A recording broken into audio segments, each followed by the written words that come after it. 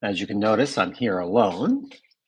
We don't have Coach Lori with us today. She unfortunately is sick. And that's unfortunate for her. And it's also unfortunate for me. And it's unfortunate for you because I got to sit here and talk all by myself. And you guys have to listen to me talk all by myself. So we're going to hop right to it. It'll probably be a short one. So I don't have Lori here to kind of banter back and forth with. But we're going to keep the schedule pretty much the same as we would normally do, as far as kind of talking about just something cycling related. And then we'll get into what we have expected coming up for the rest of this week, and then a kind of preview for next week as well. Um, so let me just pull up my. See, this is how much I need Lori. Lori really kind of rolls this whole thing, right? So blah blah blah section where we start to just kind of talk. We had something in here for like weather, variable conditions, things like that. But most of us are doing indoor riding for the most part, and we've been kind of kicking around this idea the last couple of weeks about specificity and kind of training for specific things.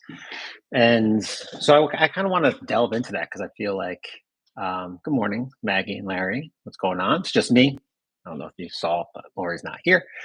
But yeah, I want to kind of get into the specificity kind of topic that was being kicked around for the last couple of weeks with no details. And a lot of times when we think about specificity, we're thinking about like races, like people riding outdoors and cyclocross and mountain biking and gravel biking and the Tour de France and things of that nature. But it also applies to indoor. It also applies to what you're training for, really. And we can think about things like the Pelofondo and even our FTP tests or any type of testing that we're doing, like when we did the sprint testing. So, what we're looking at with specificity is exactly what it sounds like, specifically training for that event or that test or whatever race it is. And what you do in that situation is you look at, well, what am I going to need to do during that event or test? So something like the FTP test, for example, we know we're doing a 20-minute block. So my training should look very similar to that. Doing 5-minute efforts all the time isn't going to make me very good at doing a 20-minute effort. And that's why throughout the year, sometimes we're not testing very well, or you've been off the bike and come back and try to test and your test feels crappy. It might not be that you're actually weaker as a cyclist. It's just that you haven't been riding in that manner, right? I haven't been doing 20-minute intervals. So why would I expect to test well there? And then that goes into racing as well. If I'm doing a long gravel race like I did this summer, that are going to take me 8 hours or 10 hours or longer, well, doing a whole bunch of high intensity work might not necessarily benefit me in that race, right? Do I need to be at 120%? Do I need to be doing 30-second sprints? No, most of my time should be spent in endurance or in that tempo zone because that's what I'm going to be required to do during the event when I get there. So specificity is nothing more than kind of taking a look at what do I need to be able to do and then practicing what it is I'm going to be asked to do during that time. So cyclocross, that was the specific question that was asked as far as like how do we train for that? Well, cyclocross, for those that of you that don't know, those races are about an hour long, hour and 15 minutes long.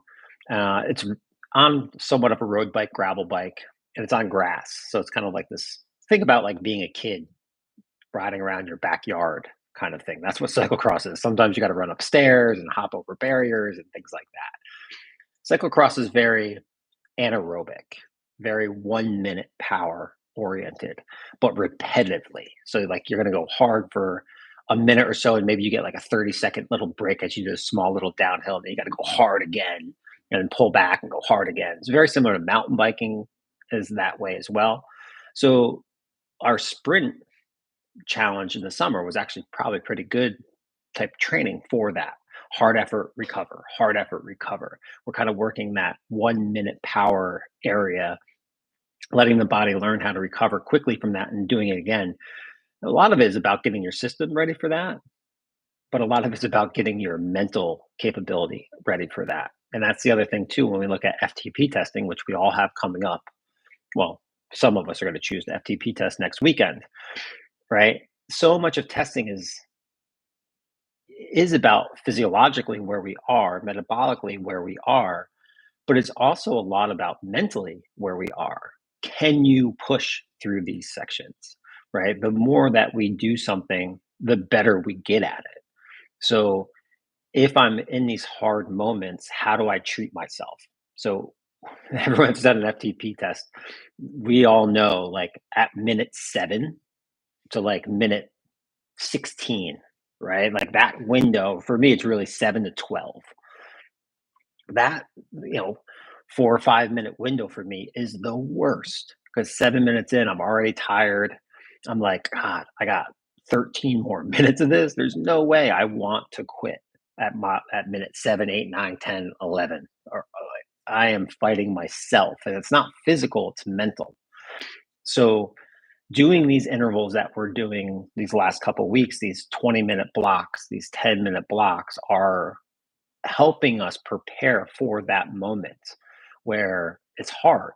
I know it's hard, but I know I'm going to get past this. So, a lot of training specificity is about putting yourself in the situation that you know you're going to face so you can have small successes. So that way, when the time comes, I can talk to myself positively. Hey, you've done this. You did this in training. You know it's hard. You feel like your heart's going to pop out of your chest, but you know in 30 seconds you're going to calm back down. This will be fine once you get this recovery up here. And it's a lot of it is about that. We can't separate our emotional state from our physical state. They're connected, right? Mind body connection, whatever we want to call it, things of that nature, but they can't be separated. So training specificity is equally about physiologically what's happening to our system, but also mentally and emotionally what's happening to us. If you have good experiences, that's going to carry over. If you constantly have bad experiences and are talking negatively to yourself, which personally I have a tendency to do, I quit a workout yesterday. Literally in the warm up, I quit the workout and immediately regretted it about 10 minutes later in my ride because I just mentally wasn't there. I was tired. You know, my legs were burning in the warm up, and I was just like, "That's it, I'm out." And honestly, excuse me, that was not smart of me because the warm up was actually the hardest part of the workout. I was getting ready to do a tempo workout, so like zone 3, right? My warm up had zone 4's sections in them and zone 5 like FTP, and I was struggling just for 30 seconds or a minute, but I just started like this was not a physical failure, it was a complete emotional failure yesterday. I just didn't push myself, and then 15 minutes into the ride I was feeling better. I was like, "Ah, I should have done it." Right? And that's not a positive thing for me later on when I get into a race situation and the race starts hard. What's going to happen? I'm going to be like, oh my God, I can't do this. Right. I'm going to have that same kind of reaction. Whereas opposed to if I push through that warm up yesterday, like I did 2 weeks ago, same situation happened. I pushed through and ended up having a pretty good workout. And after the workout, my win, we ask you guys about your weekly wins. Like my win was pushing through, getting that to be accomplished. And that benefited me actually a week later when I was out on a ride with some friends and we were pushing hard and I pushed through it. And then sure enough, I was still fine. I didn't get dropped and all that worked, right? That wasn't physical benefit, it was the emotional benefit.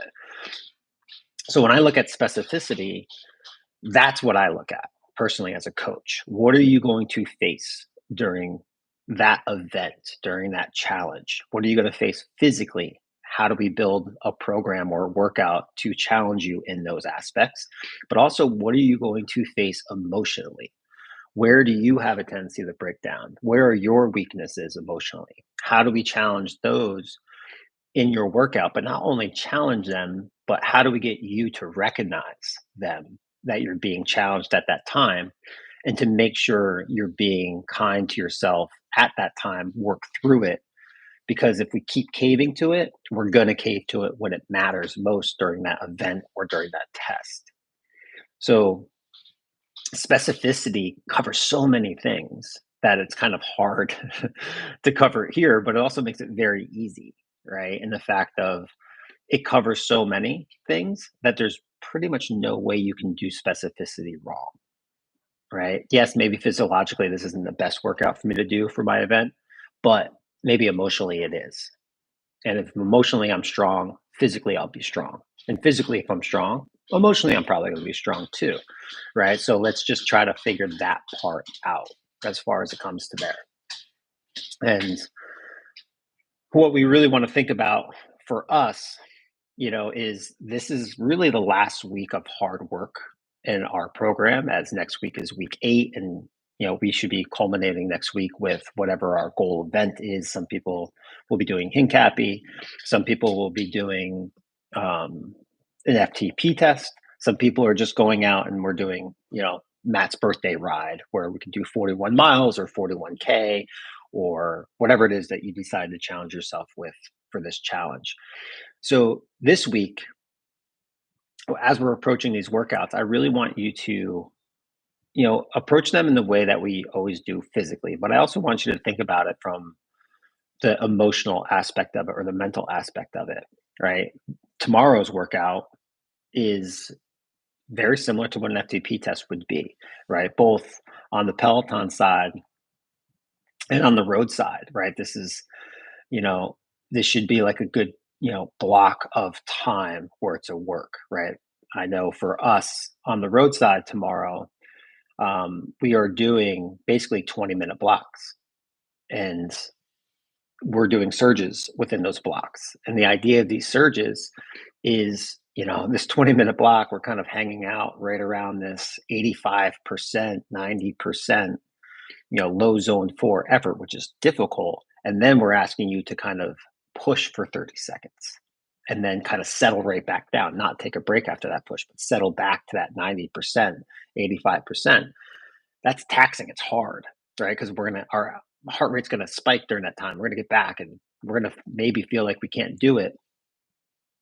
Just sit there, relax. It'll calm back down. Part of this is training you so when you get to that FTP test or that hard part in the group ride or race, and there is a surge or a hard part, that we know we can recover back at this tempo area. So I challenge you for this week, especially in tomorrow's workout, is to really think about it from an emotional perspective. I personally, like I said, I'm weak when it comes to that. I'm not a positive person to myself. I'm a positive person to everybody else and encouraging everybody else. But I'm the first person to talk negative to myself during a hard moment, right? Group ride gets hard. I'm about to get dropped, a little space there. I'm like, you're an idiot. What are you doing? You should have worked harder. You can't do this, right? And that's not going to help me push forward. When I catch myself doing that, and I actually say, shut up, you can do this, you got this, like keep pushing, you belong here. Then, sure enough, my performance changes with that, and I don't get dropped, or I do close that small gap. And I only get the chance to work on that when those tough times come. So I have to look at these workouts like tomorrow as that opportunity. And like I said, yesterday, I failed. I failed at that. And that was my fail of the week, 100%, not a win. Maybe the win was not getting off the bike, but I took the opportunity away from myself that I won't get back, right? Until the next hard moment. And even at that point, it's one less opportunity that I have for that win. So a lot of the training that we're doing in this whole challenge is about that. That's why we're doing these longer intervals, is because we're going to expect to test those longer intervals later on. So specificity is always there. That's what our job as coaches is to do, right? And even endurance training come winter, when we just did the basic endurance, that's still specificity, even though it's not specific for the event you're doing. But honestly, there's no such thing as an endurance event without endurance. So I guess there is specificity there as well. Awesome. Are there, for everyone here, hi, welcome. Um, it's nice for me to just ramble for 14 minutes without Lorri interrupting me. No, kidding, of course, right? Lori's got to keep me in check or I'll ramble on forever. So any questions from you guys that are here now before I kind of get into what's in store for you next week or in the upcoming week? anything like that? If so, just plop it down in there in those comments. In the meantime, I'm going to start going through what we have coming up this week. Anything else that I see? Nothing that I can see from our notes. All right, so I'm kind of reading off Lori's notes of what's going on with the Peloton classes for remainder of this week and next week. Well, for next week, really. Um, I don't know them as well as Lori does. I don't typically do the Peloton classes, so she's obviously much more intimate with what's happening in them. I know the overarching idea, but again, live rides will be on Saturday, um, 10, 12. I guess it's a 90 PZE live ride at 7 a.m. Or then I guess OD means on delay at 12 and then 3. And then on the 19th, I guess is the following week, you have a lot of options next week, right? You have the 120-minute PZE ride at 6 a.m. I guess they're all on delay 6 a.m., 9 a.m., 12 p.m., 3 p.m. And then you also have options of testing next week. You have the Hincappy ride, some people will be doing. And then, like I mentioned, you have that 41 miles. We're kind of doing Matt's birthday. Matt turns 41 this year. So we had the idea of doing a birthday ride to celebrate. That's why he does Hincappy every year. And he turns 41. So we're challenging people to do 41 miles or 41K out there. If you have the time and can do it, go for it. For the rest of the week, Monday, course, a rest day. Tuesday, 30-minute power zone max. So we got good intensity there. Wednesday is a rest day. You have the option of a 30-minute PZE ride as well. Thursday is Dennis, 30-minute PZE. Friday's a rest day. Saturday, you basically have your option. No, Saturday. Wait a minute. I think could be the wrong schedule. I don't know because I don't know if she has week 8 or 7 up there. Whatever. But anyway, we're going to move on because I think I messed that part up. Let's kind of over to the roadside because I know what's happening on the roadside fully.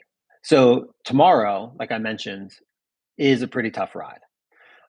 This week, on both programs, this week should kind of be the last hard week for the most part, right? We get into this week, get this done. Next week, we keep intensity next week, but it's really about kind of recovering so we can get to our event or test.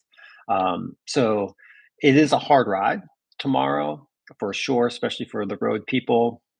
TSS is up around 70, right? So it's high 60s, 70s. So not an easy one. It's really a 2x20, spending a lot of time in that 85, 90% kind of sweet spot area, some surges, some climbing, things of that nature in there. Weekend, we continue on with our 2 options, the long ride. We do go a little bit longer this week than we did last week, even though next week would be our culmination event. And a lot of people would think about tapering, but we're not jumping huge. So I always feel like we can kind of still build up, no problem. And then next week, when we get into the kind of week leading into race week, taper week, test week, things like that. Again, we're taking the total volume of the week down, right? That's what's allowing the recovery to happen. Like your volume as a whole, volume intensity is coming down, but we still need to have some intensity in there, right? We don't want to just sit back and relax for 5 days and then expect to perform on day 6 or day 7. Like that's just not going to happen. So in the